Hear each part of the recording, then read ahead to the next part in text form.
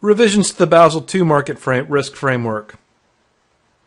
So what were the objectives? Well, since the crisis, an important source of losses and of the buildup of leverage occurred in the trading book. And at a March 2008 meeting, the committee decided to expand the scope of the capital charge to improve the internal value risk models for market risk and to update the prudent valuation guidance for positions accounted for at a fair market value.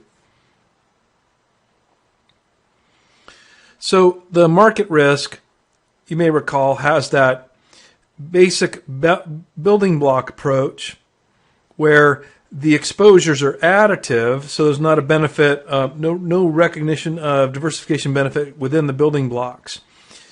Commodity risk, currency risk, equity risk,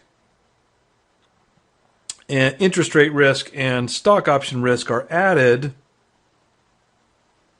to determine the market risk charge, a summation of risks across all the different types. In the case of interest and equity risk, the approach here is to figure out a general and an issue specific, or a general and a specific charge. So, for example, with equities, if the bank has a long position in a liquid stock XYZ and a short position, then the long position would have a specific charge, and the short position would have a specific charge, and the net position would also have a general charge as well. So bear in mind, these specific charges here were as of the amended revision to the Basel II framework. I think more recently they've eliminated the 4% in favor of just an 8% for specific and general. So the calibration of those parameters won't be of particular interest to us. This is just meant to illustrate the idea that there's, consistent with the capital asset pricing model, we can have an idiosyncratic risk and a general risk. Now, the aim here is explain the relationship regulators require between market risk factors used for pricing versus those used for calculating value at risk and the risk captured by the VAR model. And so here, notice here's the key sentence. Factors that are deemed relevant for pricing should be included in risk factors in the value at risk model. So in other words, if there's a factor included in the pricing model, the burden is on the bank to include that factor in the risk model.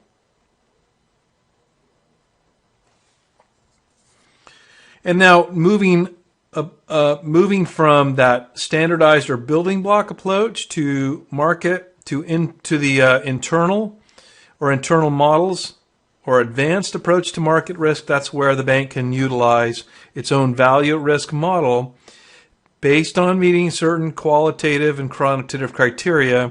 So you recall the key one here for the internal VAR model is that it's 99% confidence over a 10-day holding period. Now, what the Basel III did is add a stressed value at risk to this so that the bank has to additionally calculate a stressed VAR measure that would be generated on the bank's current portfolio if the market factors experienced a period of stress. So you can see the concern here was that the VAR wouldn't properly capture a market environment undergoing stress. And then the capital requirement becomes the sum here of two components.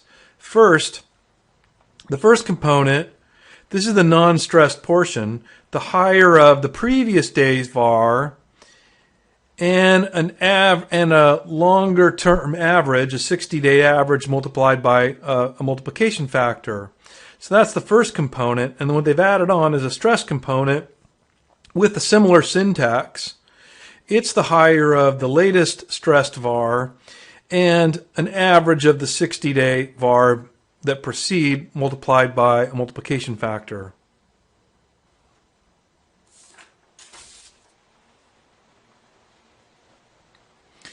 The multiplication factors, and notice there's one here for the 60-day VAR average, there's one here for the 60-day stressed VAR average. will be set by individual supervisory authorities on the basis of their assessment of the quality of the bank's risk management system, subject to a minimum floor of 3 for the multiplication factor on the regular VAR, and 3 also for the absolute minimum on the multiplier for the stressed VAR. Banks will then be required to add to these factors a plus directly related to the ex post performance of the model. That's the back test. So the back test can plus that up from 0 to 1, so resulting in a 3 to 4. So if that model performs sort of adequately with some exceptions, maybe the regulators will increase it from 3 to 3.5, for example. In terms of qualitative disclosures for the incremental risk capital charge,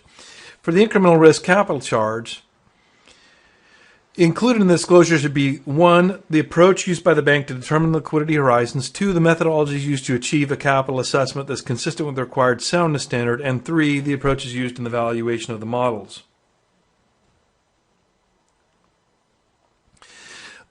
The quantitative disclosures for trading portfolios under the internal models approach include the high, mean, and low VAR values over the reporting period and the period end, the high, mean, and low stressed VAR values over the reporting period and period end, the high, mean, and low incremental and comprehensive risk capital charges over the reporting period, and a comparison of VAR estimates with actual gains or losses experienced by the bank.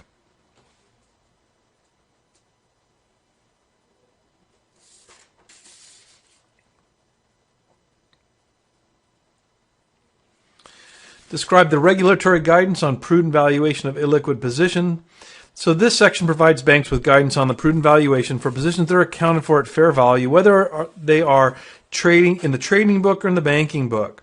So this guidance is especially important for positions without actual market prices or observable inputs into the valuation, as well as less liquid positions. So we have really 3 main points here, or classes here of guidance. 1 on system and controls, that there must be documented policies and procedures for the process. There must be clear and independent reporting lines for the department that is accountable for the valuation process. 2, the second class is valuation methodologies with respect to marking to market. Marking to market is at least a daily valuation of positions at readily available closeout prices in orderly transactions that are sourced independently. Banks must mark to market as much as possible, and they should use the more prudent side of the bid-offer spread, unless the institution is a significant market maker in a particular type and it can close out at a mid-market. So they're required to be conservative in their selection of the price between the bid and the ask. Also part of the second valuation methodology subclass is marking to model. This is only appropriate when marking to market is not possible, and it must be demonstrated to be prudent. Marking to model is defined as any valuation which has to be benchmarked, extrapolated, or otherwise calculated from a market input. When marking to model, an extra degree of conservatism is appropriate.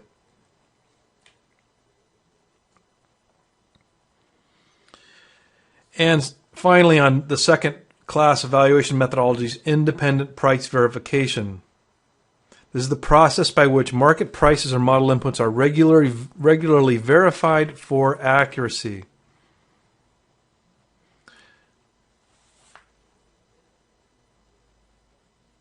And the third class, valuation adjustments. As part of their procedures for marking to market, banks must establish and maintain procedures for considering valuation adjustments and reserves.